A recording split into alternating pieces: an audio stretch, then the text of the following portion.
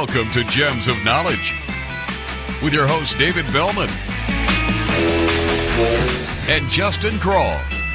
Each week, our experts will answer all of your jewelry questions with Rachel Putney, our social media maven, who will relay your questions to our experts. And now, here's your host, David Bellman. And we're back. We're in our second part of this series of cruise ship. That's what I consider cruise ship disasters when it comes to high seas of buying jewelry on the cruises. So the next step in our story goes with what happens after the seminars are over and you're out getting ready to go shopping, and what happens then. So what did they offer you? I guess they offered you a special deal. Okay. The port shopping guides said that they were going to give us priority treatment in disembarking the ship. Okay. So they told us to gather in a certain location at a certain time, and we would be the first ones off the ship. Okay. And they would accompany us to the stores. Nice. And how did you get to and how were they going to accompany you to these stores? Well, they had these open air buses that accommodate maybe about 21 people. Okay. And they had a few of them following one another, and they dropped us off like right in the center. And they got off, we got off, and we were right there. And I went in and I showed them my coupon for a free bracelet. Which is you brought with you today. Yeah, which I have with me today. And see this? It's made in China. I don't know if I can say that. Well, no, that you could definitely say. If you show This is it right here. And the valuable bracelet. And it's so good that the clasps, you really have to struggle with the clasps to get the charms on. And just for everyone to know, I mean, this bracelet's probably worth all of maybe $2 or $3. I mean, it's basically a plastic. It's not even gold plated. It's it's what I would consider to be children's jewelry, and the charms, right? I mean, you can see already. You've only owned it for a few weeks, and already I haven't even worn it, and look at it. Yeah, it's already it's starting to fade, and the coating is whatever that gold. The clasp doesn't even shut. Yeah. I know. And they come in this little crazy plastic bag. I mean, it's nothing. It's worth it's worth like maybe $1 or $2 the most. And there is a big sticker on the back that says "Made in China" right on it, so it's just And so but what I thought was interesting is when you showed it, the picture of it in one of the brochures that they had given you. It looked like a $1,000 bracelet. It looks nice. I mean, it's just to get you through the door. Right. And of course, that's when a salesman is going to approach you and hey, can I help you look at something? And that's how it all begins. I mean, the store itself is very impressive. It's large. There's jewelry, all sparkling jewelry in the cabinets. I mean, it's breathtaking. So of course, you start to browse because you get a little bit of time to spend. And that's how it all starts. And this is the interesting part too. The whole time these seminar people are with you. Yes. In the store. They are, and they're offering you champagne. Oh, really? And water. I mean, I don't drink champagne in the morning, but they do. They try and warm up to you, and oh, you like this? Let me show you this, and that's how it all starts. And how many other people were on that bus with you? Like, how many people fell under that whole spiel and got there too? To tell you the truth, I really didn't notice that, because I went to the left in one certain area and they went to the middle and to the right. I'd say the majority of the people on the bus did go in there, though. But I was one of the first ones out, and I went to the left. Yeah. So, quite a few. Yeah. No, it's sad. because now they're not only are they setting you up on board with these seminars, now they're literally busing you directly to the store with the people that were at the seminar, Yes. saying, here's the store that we want you to shop in. Yes. And listen, none of this is, by the way, people, none of this is illegal, all right?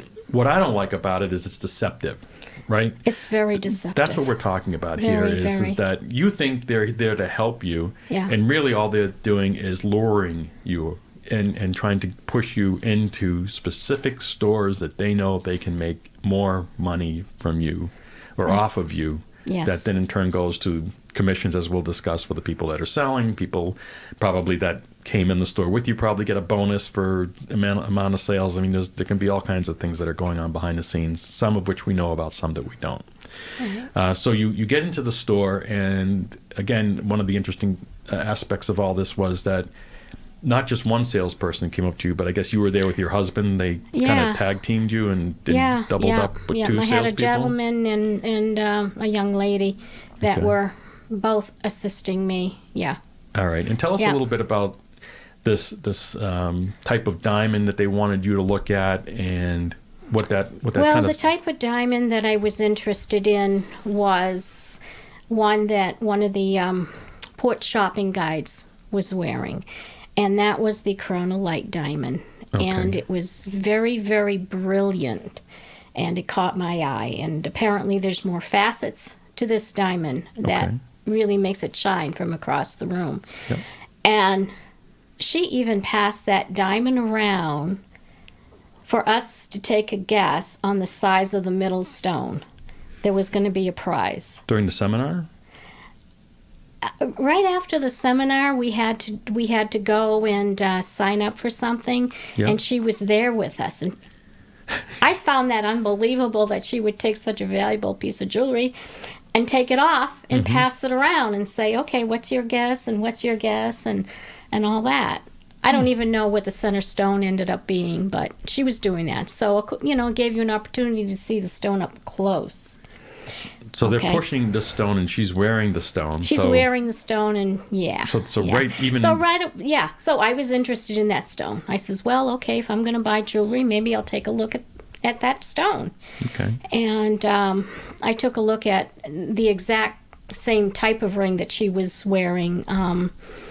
It might have been a difference in the diamond quality and so forth. I don't know, but.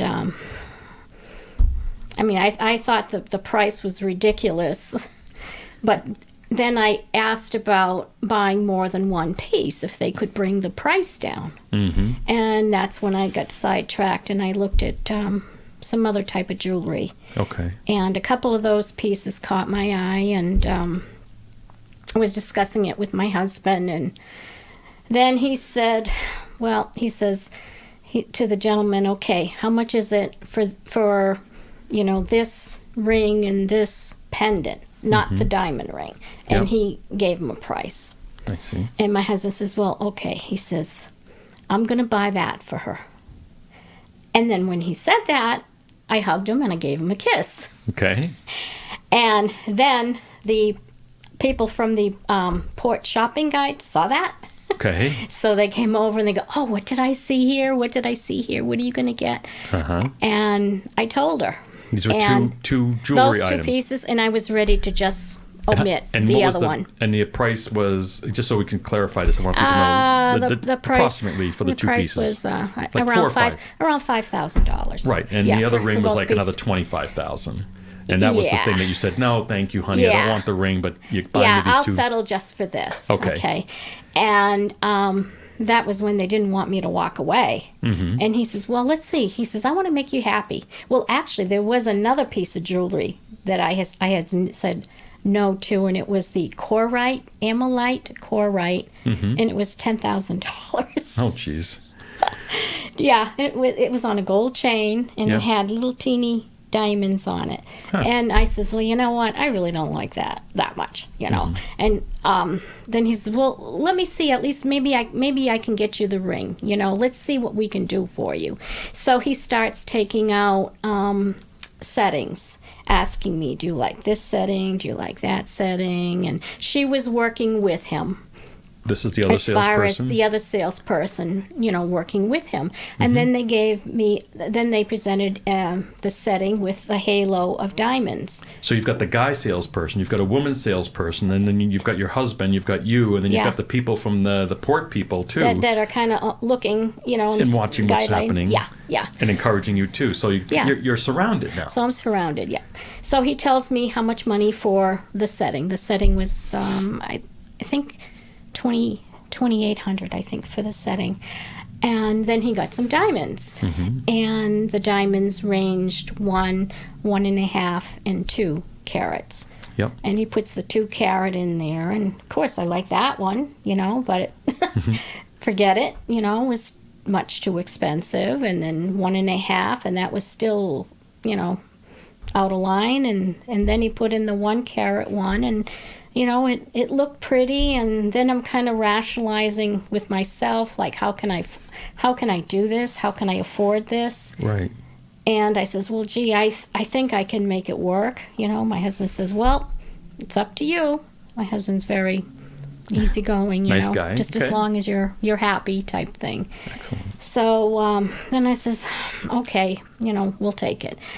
Because they also offered me 24 months free financing. Yes. That was a big thing. Yeah, and we're going to get to that next. Again, we've run out of time for this segment. Okay. So what we're going to do, but you're doing a great job, and we're really, I think, getting a good picture here, kind of like of what's happening. Absolutely. I mean, does it look like this is a setup? I mean, is it, you got all these people surrounded. What would you think if this was, if you were in that situation? So I've been on cruises, but I think I was younger, so that I was never like a target? Who they targeted. But I mean, I just can't believe they're vultures. Yeah, it's like a conspiracy. It's like everybody's in on this like thing. Chain of just people after people after people, all in. They all know what's going on, and they're just setting whoever up that they can. And I mentioned this to you before because you are a nice person.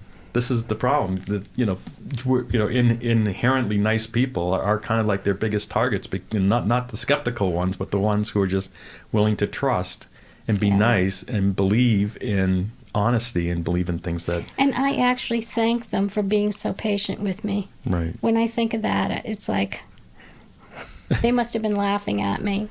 Well, but, I don't know about that, but I know that they were after getting the top dollar from you, and for sure, and that was their goal. So we're going to be, again, taking a quick break and coming right back, and we're going to talk about some of the pricing. And again, this was a shock to me. I think very deceptive the way that they price the jewelry that's actually in the store. Hey, it's Howard. I hope you're taking notes. Purchasing jewelry on a cruise could be more costly than you think. Next Sunday, watch the 3rd installment of Retail, the new Pirates of the Caribbean. Now get ready to learn about grading diamonds as we change gears and discuss clarity grading with David, Justin, and Rachel. Hi, this is David Bellman, and welcome to another episode of Gems of Knowledge. Today we're going to discuss diamond clarity grading, and our resident diamond expert, Justin Kroll, who used to work at GIA, is going to get things started. So let's go. Thanks, Dave. You're welcome. So we thought that today would be a good way to start in segment 1, basically of the 4 C's. Okay. So we have color, cut, carat weight, and today we're going to talk about the 4th C of clarity. So clarity is so important when buying a diamond, looking at diamonds, to understand clarity. And today we're gonna dive into the whole world of clarity.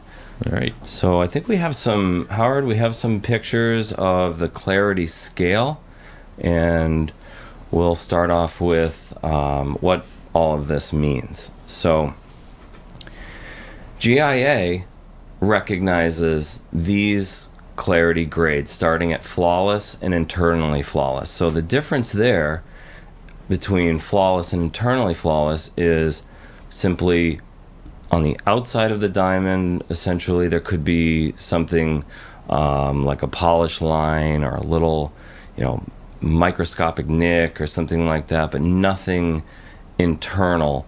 That would be internally flawless. Flawless, there can't be anything. Okay, well, let's start with how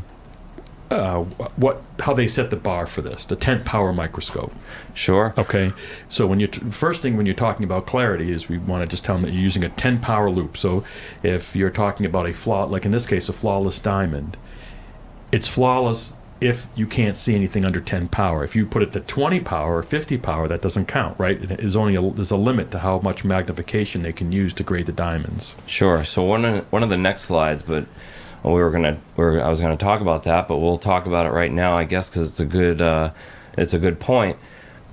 Diamond grading, ultimately, the people at GIA, the gemologists there, the diamond graders there, make the ultimate clarity call with 10 power magnification, but they use 50 power, 60 power, sometimes 120 power to identify the clarity characteristics, look at what they are, find them, but ultimately zoom out to 10 power magnification to make the final clarity call. Okay.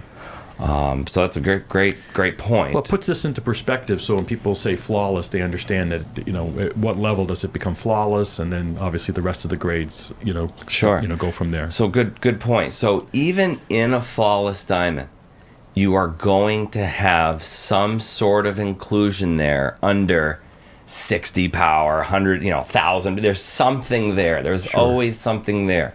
But when you zoom back out to 10 power, if it's not visible, it's going to classify or qualify to enter that flawless grade. Okay. So that's pretty interesting. I found it interesting when I was studying that, well, you can zoom in to 1,000 power if you wanted to, but the ultimate clarity grade is issued at 10 power magnification. Okay. So, yeah, this slide here demonstrates us, looking at the stone under magnification. But let's go back, if you don't mind, Howard, to the clarity scale. We'll do a quick run through all the grades, what they mean, and then we'll move on to the next slides. So after flawless and internally flawless, you have VVS1 and VVS2, which stands for very, very slightly included. Mm-hmm. And these stones are extremely rare. And this goes, talking about rare and rarity, I have seen so many videos online saying how diamonds aren't rare, they're worthless, and all these theories about how diamonds are not valuable, they're not rare. Mm-hmm. And I will say to all of those people who have these videos out there on YouTube, please, if they're not rare and they're not valuable, please bring them all to me, and I will take them off your hands. Can we split those diamonds when they come in? I mean, why do you get them all? If they're so common, please just go scoop them up off the ground and bring them on in, because I would love to take them from you.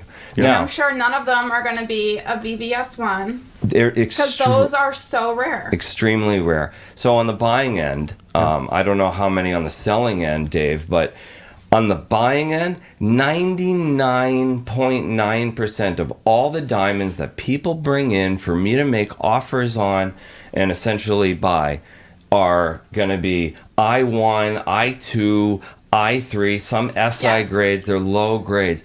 Very rarely, one out of the whole year will be a VVS1 or a VVS2 stone. And the thing, too, is when they come in and they are I1, I2, I3, they don't know it because they've never seen, to a naked eye, if you're not looking for it, you can't really tell. So I notice when I'm giving someone a quote or something and they're wondering why, I will put it under the loop for them, and then they're like, oh, I never noticed that, and so now they can see that there's inclusions everywhere that they just weren't educated on, so they weren't even looking for it in the first place. Well, that's a great point, and the reason why there's so many out there is, first of all, those are the more common ones than VVS1 or a grade like that, but maybe you know a specific percentage. 90+% of all people buying jewelry are buying at the malls where that's all they sell.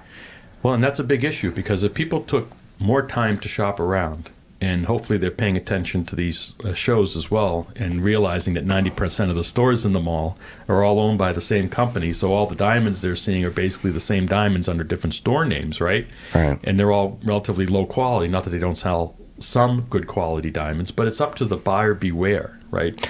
We're talking about this with the cruise lines and things like that. People have to be educated. People have to go and do some shopping around. They have to go out and learn. I mean, if they're just going to walk into the first jewelry store and buy, well, that's on them. You know? And talk about that for a sec. Tell everyone which stores at the malls are all owned by the same company. Well, there's like 15 or 16 different brand names that they use, but the ones most people are popular with are Zales and K's, which are the two biggest chains, are owned by the same company, Signet. Then you also have Jared's, which is another 1,000 or so stores. Who knows? So I mean, altogether, I think they have like 7,000 or 8,000 stores in malls all across the country, and in most cases, they own 2, 3, or 4 stores in each mall, all under different names. Unbelievable. And most really people do not know that. No, and it's not, this isn't a secret. This information's out there. If you ask you have to ask them, they'll tell you. They won't tell you as you walk in that they're all owned. But if you ask the people that work there, they will tell you that they are all owned by this one company. And you can go online and just look up the name of the company, and you'll see, who the holding company is, and that's them. Yeah. I've gone in and I've actually seen the same jewelry. Oh, yeah. In the different stores. Same exact jewelry. Yeah, they're just marketing to different economic segments. Some people buy at Jared's because it's a little higher end. Some people buy at K's. They're each store is just marketing to a different. But we're getting off. Right. I don't want to go too far off subject here because, we want to keep this into the clarity range. But it's true. This is what people have to do when they're shopping around. But clarity is so important, and people don't realize it. I think no one really knows what they're not educated on diamonds, which is okay. Not everyone is. I mean, If I wasn't in the business, I probably wouldn't know anything either.